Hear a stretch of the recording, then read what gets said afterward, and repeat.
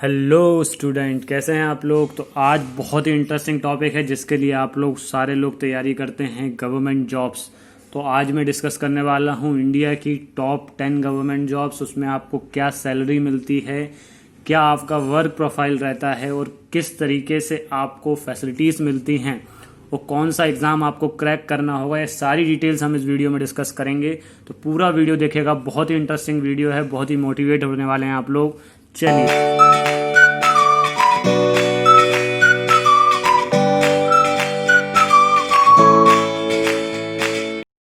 तो 10th number पर आता है स्टूडेंट्स हमारा जो एग्ज़ाम है वो है एसएससी स्टेट सर्विस कमीशन। ये स्टेट वाइज कराए जाते हैं। इसके थ्रू आप लोग एसडीएम बन सकते हैं, एसपीएस बन सकते हैं, ईटीओ, तहसीलदार, ये सारे बहुत सारी पोस्ट होती हैं और भी काफ़ी सारी पोस्ट होती हैं इसमें। अब इनका वर्क क्या होता है, इनका वर्क प्रोफाइल जो होता है, ये आप लोग आईएएस से जस्ट नीचे ये काम करते हैं। ये स्टेट के अंदर काम करते हैं। आईएएस ऑफिसर सेंट्रल लेवल तक भी काम करता है, लेकिन ये एक स्टेट के अंदर पर्टिकुलर एरिया दिया जाता है इनको, उस एरिया के लिए काम करते हैं। सैलरी इनकी आपको पता ही होगा, काफ़ी अच्छी सैलरी होती है। यहाँ के 40,000 से लेकर 1.1 लाख तक इनकी सैलरी होती है। साथ में इनको मिलती फैसिलिटीज़, जो कि मोस्ट इम्पॉर्टेंट है गवर्नमेंट जॉब्स यानी फैसिलिटीज़। तो इनको जो फैसिलिटीज़ मिलती है वो आप देख रहे होंगे। अच्छा, एक बार आपको बता देता हूँ कि जो फैसिलिटीज़ हैं लगभग सब कुछ सेम मिलती है, कुछ लोगों की ज़्यादा है। तो हम जब आगे देखेंगे वीडियोस में तो उसमें फैसिलिटीज़ में आपको जो ज़्यादा होगी वो बताऊंगा। बाकी इसमें डिस्कस कर लेते हैं। इनको बंगलोस मतलब हाउस मिलता है, व्हीकल मिलती है, सिक्योरिटी गार्ड, सब्सिडी मिलती है, इलेक्ट्रिसिटी, मेडिकल केयर फ्री रहता है इनका, air ticket, travels India free रहता है, फ्री ब्रॉडबैंड यानी इंटरनेट और कॉलिंग फैसिलिटीज़ भी फ्री रहती हैं, और भी कुछ छोटी छोटी फैसिलिटीज़ इनको बिल्कुल फ्री दी जाती है। इसका मतलब आप समझ लीजिए, जो आपको सैलरी मिल रही है वो आपकी कंप्लीटली सेव हो जाती है। इसके बाद सबसे बड़ा फैक्टर रिस्पेक्ट। तो सोसाइटी में इन लोगों की रिस्पेक्ट बहुत ही ज़्यादा अच्छी होती है, बहुत रिस्पेक्ट मिलेगी आपको, बहुत ही ज़्यादा। आप मतलब आपकी लाइफ बहुत ज़्यादा इंप्रूव कर जाएगी अगर आपने एग्ज़ाम क्रैक कर लिया तो। अब आते हैं नेक्स्ट। तो 9th नंबर पे होता है ASU in ministry of external affairs. ये एसएससी सीजीएल एग्जाम के थ्रू होता है। इसका आपका मेनली आपका फाइनेंस से रिलेटेड आप पहुंच जाते हैं। तो इसमें आपका जो वर्क होगा, एडमिनिस्ट्रेटिव वर्क होगा, financial, budget, project management, monitoring on government job, government projects. तो इन सब पे आप इनडायरेक्टली आप एक एजुकेटेड की तरह वर्क करेंगे। वहां पर गवर्नमेंट में रहकर आप गवर्नमेंट से जुड़े हुए रहेंगे लगभग यहाँ पर भी। और यहाँ पर भी जो सैलरी होती है आपकी 1 लाख से लेकर 1.5 लाख तक होती है। साथ में इनमें जो फैसिलिटीज आपको मिलती हैं वो फैसिलिटीज, सारी फैसिलिटीज आपको मिलती है। और यहाँ पर भी आपकी रिस्पेक्ट फैक्टर बहुत ही ज़्यादा है। एक सबसे बड़ी बात, जो टॉप 10 जो जॉब बता रहा हूँ मैं, इन सारी की सारी जॉब में आपको रिस्पेक्ट बहुत ही ज़्यादा मिलने वाली है। तो आप इनके लिए अगर प्रिपेयर कर रहे हैं तो बिल्कुल मोटिवेट होकर करिए, क्योंकि अगर आपने इनको क्रैक कर लिया तो आपकी लाइफ चेंज होने वाली है। तो आते हैं 8th नंबर पर। तो जो 8 नंबर पे आता है ये है lecturer, assistant professor, professor in government colleges. तो ये उनके लिए है जिनको पढ़ाने में इंटरेस्ट है, लाइक मी, मुझे पढ़ाने में काफ़ी ज़्यादा इंटरेस्ट है। तो यहाँ पर आपको नेट क्वालिफाइड या पीएचडी डिग्री लगती है अगर आपको लेक्चरर या असिस्टेंट प्रोफेसर बनना है या प्रोफेसर बनना है। यहाँ पर मेनली आपका काम होता है टीचिंग और रिसर्च वर्क। रिसर्च वर्क मतलब आपके अंदर आप एमटेक स्टूडेंट्स को रिसर्च कराएंगे, पीएचडी स्टूडेंट को रिसर्च कराएंगे, रिसर्च फॉलोअर, और कई गवर्नमेंट के प्रोजेक्ट्स भी आप लोग हैंडल करेंगे। यहाँ पर जो सैलरी होती है, यहाँ पर सैलरी होती है 50,000 से 1.5 लाख। और अगर आप बहुत अच्छे प्रीमियम आईआईटीज में हैं तो सैलरी और भी बढ़ सकती है, वो डिपेंड्स ऑन योर क्वालिफिकेशन। तो आपके अगर बहुत अच्छे रिसर्च पेपर होंगे तो यहाँ पर आपको सैलरी और ज़्यादा अच्छी मिलेगी। बेनिफिट्स यहाँ पर भी लगभग सारे सेम ही बेनिफिट्स मिल रहे हैं। यहाँ पर भी कवर्ड कैंपस के अंदर, अगर आप अच्छे इंस्टीट्यूट्स में हैं, एनआईटी, आईआईटीज में, तो आपको कवर्ड कैंपस के अंदर हाउसेस दिए जाते हैं, सारी फैसिलिटीज़ रहती हैं, आपका व्हीकल वगैरह टोटल चीज़ें आपको मिलती है। आ जाते हैं 7th नंबर पर। तो 7 नंबर पर है इंडियन फॉरेस्ट सर्विसेज। तो नाम से ही पता चल रहा होगा, ये बिल्कुल फॉरेस्ट से रिलेटेड सर्विस है। जैसे आईएएस होता है एडमिनिस्ट्रेशन से रिलेटेड, तो ये आईएफएस है फॉरेस्ट से रिलेटेड। इसमें आईएफएस और आईएफओएस एग्जाम करके होता है, इस एग्जाम को आपको क्रैक करना होगा। ठीक है, ये मेनली आप इस पोस्ट पर रहकर एनवायरनमेंट को प्रोटेक्ट करते हैं। फॉरेस्ट को पर्टिकुलर आपको डिवीजन दे दिया जाता है, उस फॉरेस्ट के प्रोटेक्शन के लिए आप वर्क करते हैं। यहाँ पर भी सैलरी आपकी काफ़ी अच्छी होती है, 0.62 मतलब 60,000 to 1.25 lakhs, और प्रमोशन के साथ बढ़ती है सैलरी। ये बेसिक ज्वाइनिंग पे ये इसमें वेरी करती है, बाकी प्रमोशन के साथ आपकी सैलरी बढ़ती है। इंक्रीमेंट लगता है ईयर बाय ईयर, उसमें भी बढ़ती है, तो सैलरी आपकी बढ़ेगी, बहुत ज़्यादा बढ़ेगी। एक बार आप इस जॉब में आ जाते हैं तो आपकी पूरी लाइफ सिक्योर हो गई है, ये समझ लीजिए आप, क्योंकि ये टॉप 10 जॉब है, सिक्योर, सबसे ज़्यादा सिक्योर जॉब है इंडिया में। ठीक है, कुछ भी हो जाए, कितना ही रिसेशन आ जाए, आपकी जॉब नहीं जाएगी, आप हमेशा अपनी पोस्ट पर रहेंगे, आपकी सैलरी हमेशा बढ़ती रहेगी, आपको फैसिलिटीज़ हमेशा मिलती रहेगी। ठीक है, और इनको भी फैसिलिटीज़ मिलती है, ये मिलती है। अब यहाँ पर एक चीज़ और आ जाती है, ये जॉब उनके लिए बेटर है जिनको नेचर से थोड़ा सा लगाव है, क्योंकि इसमें आपको नेचर से रिलेटेड चीज़ें, आपको नेचर के साथ ही रहना है। आप ये नहीं कि बहुत बड़ी सिटी में आपका बंगला रहेगा, आपका फॉरेस्ट के नियर बाय आपको बंगला दिया जाएगा, बंगले में सारी फैसिलिटीज़ होंगी, लेकिन आप सोचे कि आपको मेट्रो सिटीज़ की लाइफ चाहिए, तो आप इस जॉब में आपको वो लाइफ कम मिलेगी, क्योंकि आप फॉरेस्ट से रिलेटेड हैं। ठीक, नेक्स्ट आपका आ जाता है 6 नंबर पर, जो कि पीएसयू। पीएसयू, बहुत सारे पीएसयू है इंडिया में, ये आपको नीचे लिस्ट दिख रही होगी, बहुत सारे पीएसयूज। पीएसयूज का काम मेनली बल्क में बहुत सारा काम होता है, बड़े बड़े हैवी भी चीज़ें डिज़ाइन करते हैं, टर्बाइंस वगैरह डिज़ाइनिंग, पेट्रोलियम का काम, एयर ट्रैफिक से रिलेटेड जो काम होता है, वो बहुत सारे बड़े बड़े काम जो होते हैं वो हमारे पीएसयूज ही करते हैं। तो ये गवर्नमेंट और पब्लिक सेक्टर से मिला हुआ होता है। यहाँ पर आपका जो एग्ज़ाम की प्रोसेस है वो है आपकी डायरेक्ट गेट के थ्रू आ सकते हैं आप। गेट एग्ज़ाम जो होता है वो इंजीनियर्स के लिए होता है, इंजीनियरिंग जो क्वालिफाई होते हैं ग्रेजुएट्स, लास्ट ईयर में आप एग्ज़ाम देते हैं, और पूरा ग्रेजुएशन इंजीनियरिंग का जो सिलेबस होता है वो इसमें आता है। और डायरेक्ट एग्जाम, कई पीएसयूज अपना खुद का इंडिविजुअल एग्जाम्स कराते हैं, तो आपको ये क्लियरली बता दूं, ये जो पीएसयूज हैं ये एक इंजीनियरिंग बीटेक और बी वाले स्टूडेंट्स को ही प्रेफर करते हैं, क्योंकि ये टेक्निकल पोस्ट होती है इनकी मैक्सिमम। ठीक, और यहाँ पर जो सैलरीज होती है यहाँ पर 0.7 75,000 to 1.5 lakhs के आसपास होती है, और वेरी करती है, depends on your knowledge, on your rank. GATE में आपकी कितनी अच्छी रैंक है उससे आपकी सैलरी डिपेंड करेगी। यहाँ पर फैसिलिटीज़ जो होती है, आपको एकोमोडेशन मिल जाता है अगर आप एक्स्ट्रा शिफ्ट करते हैं तो उसका एक्स्ट्रा सैलरी आपका इंक्रीमेंट मिलता है। ठीक, और आपका जो भी आपका प्लान बेस्ड लोकेशन वाइज आपको कुछ ना कुछ चेंजेस होते रहते हैं, आपकी लोकेशन क्या है उसके अकॉर्डिंग आपके फेयर में चेंजेस होते रहेंगे। नेक्स्ट आ गया है आपका आरबीआई ग्रेड बी ऑफिसर की। तो यहाँ पे आरबीआई ग्रेड बी का एग्ज़ाम होता है इसके लिए। अब ये अगर आप लकीएस्ट पर्सन रहे तो आप हो सकता है कि आपके जो साइन है वो नोट पर भी आ सकते हैं, मतलब आप आरबीआई गवर्नर तक भी जा सकते हैं इस एग्ज़ाम के बाद, अपने अच्छे वर्क को, अपनी रेपुटेशन को बचाते हुए, बहुत ज़्यादा अच्छा वर्क करते हुए, मेहनत से काम करते हुए आप हो सकता है आप इन पोस्टों तक भी पहुंच सके जहां पर आप खुद करेंसी के ऊपर साइन करें, आरबीआई गवर्नर के रूप में देश को प्रेजेंट करें। ठीक है, तो यहाँ पर आपको पता ही है वर्क इसका है maintenance of cash influence and maintaining other, बैंकों को मैनेज करना आपका काम हो जाएगा। जो बैंक किस तरीके से वर्क कर रहे हैं उन पर निगरानी रखना। सैलरी यहाँ पे स्टार्ट होती है लगभग 75,000 to 1.75 lakhs। यहाँ पर जो फैसिलिटीज़ है यहाँ पर कुछ एक्स्ट्रा भी मिल रहा है यहाँ पे, जैसे यहाँ पे आपको पेट्रोल भी मिलता है।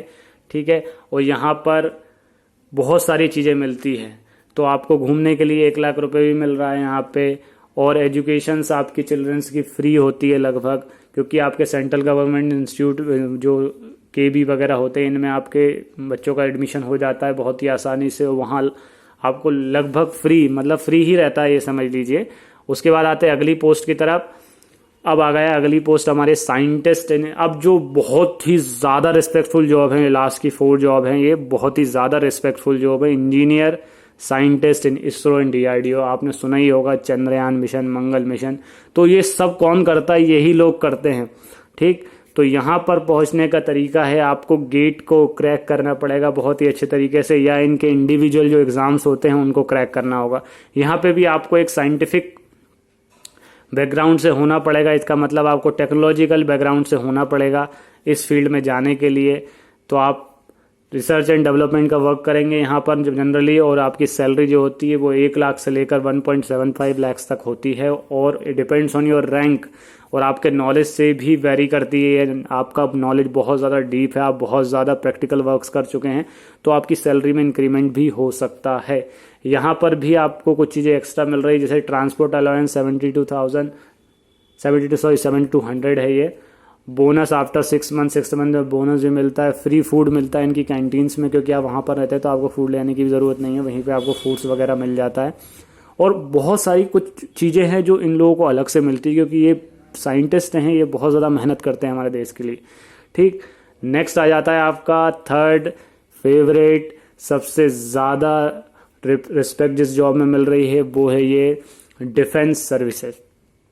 तो डिफेंस सर्विसेज में बहुत सारी चीज़ें हैं, तो मैंने एक कंबाइंड ब्रैकेट में इनको रखा हुआ है, डिफेंस सर्विसेज।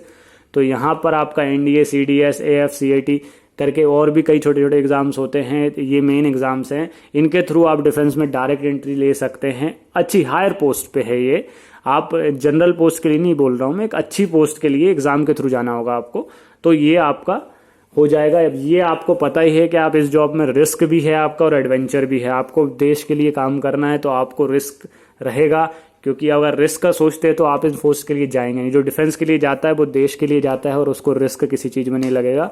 देश प्रेम ही सबसे ज़्यादा है। तो आप लोगों को मैं प्रेफर करूँगा, अगर आप लोग इंटरेस्टेड हैं और आप लोगों में देश के लिए कुछ करने का वो जज्बा है, तो आप इन पोस्ट के लिए ज़रूर जाएं, क्योंकि बहुत ही हाई पेइंग जॉब होती है, बहुत ही रिस्पेक्टफुल जॉब होती है।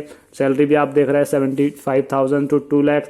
और ये आप समझ लीजिए कि यहाँ पर जो आपको अदर फैसिलिटीज़ मिल रही हैं, ये लगभग आपके अदर खर्चे ज़ीरो हो जाएंगे, ज़ीरो। ये समझ लीजिए आपको कुछ खर्चा करना ही नहीं है, सारा लगभग गवर्नमेंट देती है, फ्री राशन तक मिलता है यहाँ पे, बहुत सारी फैसिलिटी है, एजुकेशन आपके चिल्ड्रंस की। ये समझ लीजिए कि आप अगर इन पोस्ट के लिए चले जाते हैं तो आपकी फैमिली जो है उनका भी पूरा वो चेंज हो जाएगा, आपकी फैमिली के लिए भी लोगों की रिस्पेक्ट बढ़ जाएगी। और ये देखिए मैंने यहाँ पर बताया भी हुआ है, वुमेंस भी बहुत ज़्यादा इंटरेस्टेड है इनके लिए, तो वुमेंस का परसेंटेज भी आप देख लीजिए। नेवी में 6% है, एयरफोर्स में 13%, 13.09% हो चुका है, आर्मी में 3.80% हो चुका है, और ये अपडेटेड होता जा रहा है, हो सकता है बढ़ चुका हो। तो अब ये आप देखिए, वुमेंस भी इंटरेस्टेड है, तो आप लोग इस पोस्ट के लिए ज़रूर जाइए अगर आप लोग देश के लिए कुछ करना चाहते हैं। अब आ जाते हैं नंबर 2 पर। तो नंबर 2 पर है आपका IAS एंड IPS ऑफिसर। ये जो आपका सबसे ज़्यादा टफेस्ट एग्ज़ाम बोला जाता है इस एग्ज़ाम को, ये है civil services exam. UPSC conduct कराता है इसको, आपको पता ही होगा। IAS एडमिनिस्ट्रेशन के लिए वर्क करता है, IPS पुलिस के लिए पुलिस के हेड होते हैं इनडायरेक्टली, और ये पुलिस की लाइन में वर्क करते हैं, और ये आपके एडमिनिस्ट्रेशन लाइन में वर्क करते हैं। अब ये एग्ज़ाम सेम होता है, लेकिन आपके एग्ज़ाम में जो आपकी रैंकिंग होती है उसके बेसिस पे आपको IAS और IPS में डिवीजन हो जाता है। जो हायर रैंक वाले होते हैं मेनली वो IAS को सेलेक्ट करते हैं, और अगर आप हायर रैंक वाले हैं और आपको IPS चाहिए तो आसानी से मिल जाएगा। मेनली IAS जो होता है वो हायर रैंक पे जाता है, और उससे थोड़ी लोअर रैंक जो रहती है उनके लिए IPS भी ऐसा नहीं कि आसान है, बहुत रिस्पेक्टफुल जॉब है, और बहुत ये समझ लीजिए कि थोड़ा सा रिस्की जॉब हो जाती है IPS की, क्योंकि पुलिस से मतलब रिस्क तो होगा ही। और IAS जो है वो ऑफिस वर्क जो होता है वो लोकेलिटी को एक पूरा मेंटेन करते हैं सारी चीज़ें। देखिए आपने देखा होगा अभी जो कोविड-19 चल रहा है, तो इसमें आपको देखा होगा कि कलेक्टर ही सारे नोटिस जारी करता है आपके एरिया में कि ये होगा, कल से ये होगा, कल से ये होगा। तो कलेक्टर जो है वो IAS ऑफिसर ही होते हैं। तो इनकी जो सैलरी है, इनकी सैलरी भी 1.5 लाख to 3 लाख तक जाती है, और लगभग सारी फैसिलिटी, इतना रिस्पेक्ट, इतने मतलब जो आपको फैसिलिटी सिक्योरिटी मिलती है वो आपकी सैलरी से ज़्यादा होती है इस जॉब में। जो आपको इस जॉब की फैसिलिटीज़ हैं वो आपकी सैलरी से कई गुना ज़्यादा। अगर आप जो सर्विस एक IAS ऑफिसर है, IPS ऑफिसर को मिल रही है, ये सर्विस आप परचेस करना चाहें, पे करके परचेस करना चाहें, तो आप जो सैलरी इस जॉब में मिल रही है उस सैलरी से भी नहीं कर सकते, जो सिक्योरिटी वगैरह से सारी चीज़ें होती।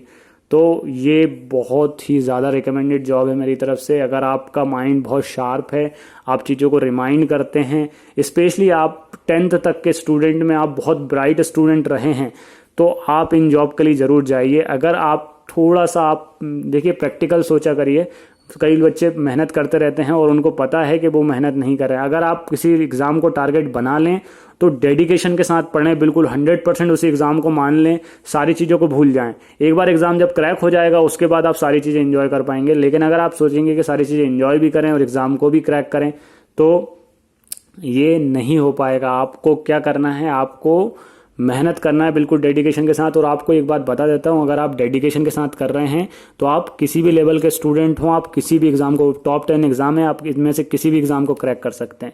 आपको चाहिए एक आपके लिए मोटिवेशन और एक आपके लिए प्रॉपर टीचर। ठीक है, टीचर हो, उससे आपके प्रॉपर कन्वर्सेशन हो। आप ऐसा नहीं कि आप बिल्कुल भीड़ भाड़ में चले गए हैं, 600 लोगों में बैठ रहे हैं, टीचर से आपका कोई कांटेक्ट नहीं है। ऐसी जगह प्रेफर करने की जगह आप ऐसी जगह प्रेफर करिए जहां आप टीचर से इंटरेक्ट कर पाएं, क्योंकि टीचर से इंटरेक्ट कर पाएंगे तो आपको एक मोटिवेशन मिलेगा, और मोटिवेशन मिलेगा तो आपको एग्जाम क्रैक करने में बहुत आसानी मिलेगी। अब आ रहे हैं नंबर 1 पे। नंबर 1 पे आने के पहले एक बात बता देता हूँ, अगर आप में से कोई भी स्टूडेंट भोपाल से बिलोंग करता है तो भोपाल में हमारा कोचिंग इंस्टीट्यूट है द बूम इंडियन अकेडमी करके, तो वहाँ पे पूरा स्कूलिंग है कंप्लीट।